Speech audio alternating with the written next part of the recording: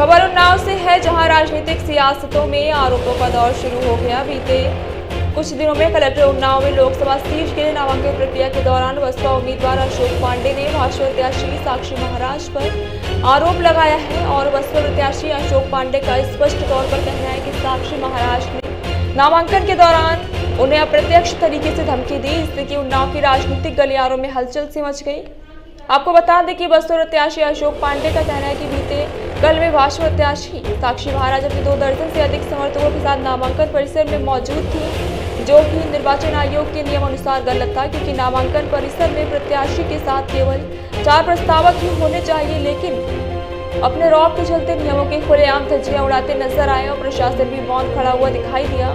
जबकि वहीं नामांकन के दौरान अन्य पार्टी के प्रत्याशी और निर्दलीय प्रत्याशियों के साथ प्रस्तावक के अलावा किसी को भी प्रशासन के अंदर नहीं आने दिया जाता है। ना कहीं प्रशासन को दोहरा रवैया सवाल खड़ा होने को दिखाई दिया। पांडे जी का आरोप है कि नामांकन परिसर में भाजपा विधायक के पास में खाली पड़ी कुर्सी पर बैठ गए थे। आपने भाजपा प्रत्याशी साक्षी महाराज पे आरोप लगाए हैं कि उनके नामांकन के दौरान आपके साथ वहाँ पे नामांकन कक्ष में अभद्रता की गई, जो चुनाव आयोग की नियम है उनकी धज्जियां उड़ाई गई। क्या है पूरा मामला? देखिए, पूरा मामला ये है कि आप देखते हैं जब निर्वाचन के लिए मैंने नामांकन दाखिल करने के लिए जो पुलिस की व्यवस्था है, जब आप मेन गेट पर पहुँचते हैं तो वहाँ सिर्फ प्रत्याशी और 4 प्रस्तावक को अंदर जाने की अनुमति है। मोबाइल वगैरह सब वहीं जमा करा लिए जाते हैं, बाकायदा चेकिंग होती है, कोई चीज़ अंदर नहीं जा सकती। लेकिन कल जब मैं नामांकन कराने गया, वहाँ पहुँचा तो साक्षी महाराज जी का भी नामांकन हो रहा था। तो साक्षी महाराज जी के साथ कम से कम 25 से 30 लोग, जिसमें भारतीय जनता पार्टी के 7 विधायक, दोनों MLC, दोनों चेयरमैन, सारे लोग प्रदेश से आए हुए पदाधिकारी, सबके सब वहाँ हाल में मौजूद थे। हम थे और मैं था और 2-3 निर्दल उम्मीदवार थे सब। और जब मैं पहुँचा तो वहाँ पूरी तरह से दावत चल रही थी, वहाँ लग नहीं रहा था। और सारे जैसे आप लोग इस समय मेरी फोटो खींच रहे हो, वैसे हर आदमी अपने मोबाइल पे फोटो खींच रहा था। तो साक्षी महाराज का आशीर्वाद देते हुए किसी विधायक के पैर छूते हुए वीडियो बन रही थी, हंसी ठट्टा चल रहा था। ऐसा लग रहा था जैसे किसी रेस्टोरेंट में आ गए।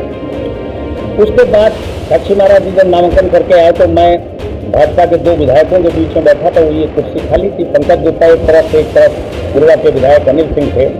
तो साक्षी महाराज जी ने आते ही कहा, देखिए चुनाव में आपको मालूम है कि धर्म और जाति सूचक शब्दों का प्रयोग वर्जित है, कर ही नहीं सकते। आदर्श आचार संहिता का घोर उल्लंघन है और सुप्रीम कोर्ट तो आपराधिक करके मानता है उसको। साक्षी महाराज जी आए और उन्होंने विधायक अनिल सिंह से कहा कि इनको ब्राह्मण देवता को जो है बांध के रख लो। उसके बगैर जी ने देखो अपने हर आश्रम में 5-5 भूत बांध के रखे हैं और इतने भूत ब्राह्मणों के लिए काफ़ी हैं। वो भी एक तरह की धमकी भरी बात थी। मैंने उसका कोई प्रतिकार नहीं किया। मेरे नामांकन में चूंकि मैं चाहता तो बाहर आप सारे लोग थे, मैं आके मीडिया को बता सकता था, लेकिन मेरे नामांकन में बाधाएं आ रही थी। ऊपर से इतना प्रेशर था कि बहुजन समाज पार्टी के प्रत्याशी का नामांकन क्लियर न होने पाए।